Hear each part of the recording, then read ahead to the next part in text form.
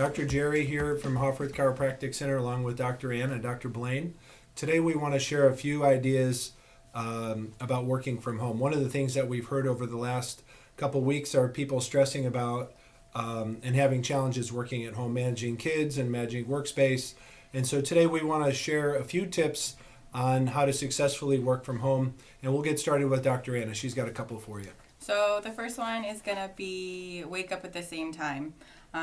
Just like you normally would if you had work, try and keep that same schedule so when you do have to go back to work, you're not hurting in the morning because you stayed up late and slept in all day. So trying to keep that same wake up time is going to be important when you transition back to normal everyday life. Also, getting dressed every day. It's very easy to fall into I'm just going to wear my leggings or my comfy clothes, whatever that may be, because you don't have to go anywhere or do anything. But getting dressed is another good factor in creating that normal routine. Good start to the day, exactly. And then another one is going to be to have a dedicated workspace. So don't be in front of the TV doing your work, distracted. Set up a little corner of the room, a separate room, wherever that you choose to have it, just so that's your dedicated space and you can be in the zone and focus and be present with what you need to do at the time. Perfect. Yep, and just playing off of that, really, aside from productivity of having a dedicated workspace, really want to take ergonomics into consideration. So paying attention where you're at. Really, you don't want to be on your laptop, on your couch, on your bed. That's going to create a bad posture, not great for you. So really, if you don't have a desk is ideal, but if you don't, a firmer surface to sit at, dining table, bar at your house, whatever you can kind of make work to get yourself into a more upright posture. They make some pretty cheap like Versa desks that go on top of your desk that you can kind of create a stand-up desk. You can raise and lower it, and so you can change your position throughout the day. Mm-hmm. So that's a good idea for people to consider for a pretty low startup cost for that. Mm-hmm. Really, you don't want to eat your meals at your desk ideally, so really we want people to take time to go someplace else to eat your meal. That way you're not eating and working at the same time. Disrupts digestion and really being productive, it's not as great.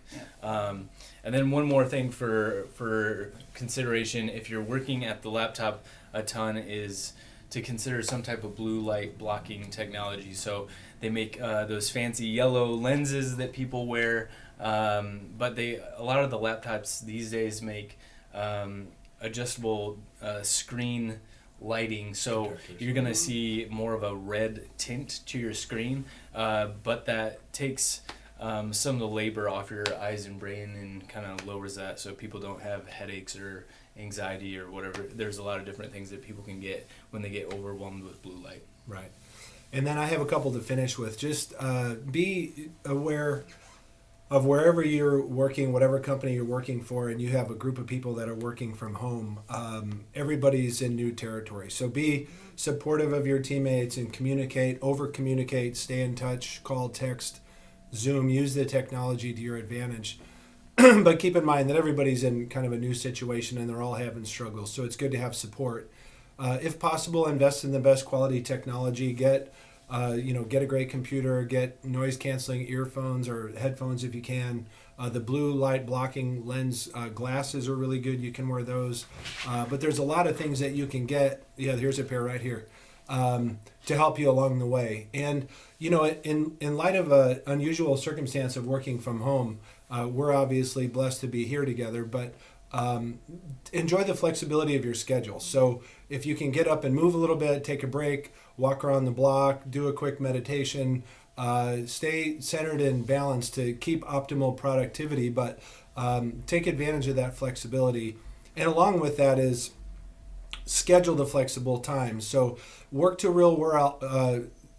your real world schedule hours with a planner, and make sure you wake up at the same time, you do your workload. Just schedule in your flexibility when it's appropriate. And then lastly, well, not lastly yet, I had one thing that we talked about the last take on this video that I did not tape. I actually pushed stop instead of record.